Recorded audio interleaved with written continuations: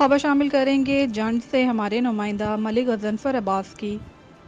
جنڈ سے جہاں پر lumpy skin virus کے متاثرہ جانوروں کے لیے محکمہ لائیو اسٹاک کی جانب سے تحصیل بھر میں 18,000 سے زائد جانوروں کو ویکسین لگائی جا چکی ہے۔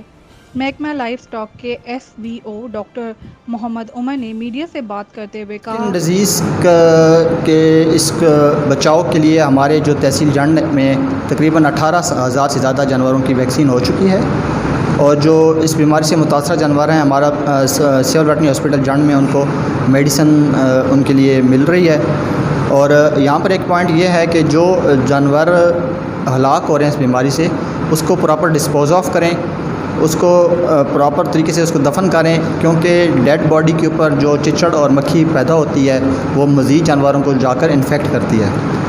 تو اس کو بیماری کو پھیلاؤ اس کا روکنے کے لیے جو ڈیڈ اینیملز ہیں ان کو آپ کھلی فضا میں آسمان تلے یا اس طرح مت پھینکیں، اس کو پراپر ڈسپوز آف کریں۔ اور یہاں پر ایک اور جو آج کل سوشل میڈیا پر ایک ایشو چل رہا ہے کہ یہ بیماری جانوروں سے انسانوں میں منتقل ایک جو ہے یہ ہیجانی کیفیت پائی جاتی ہے عوام میں،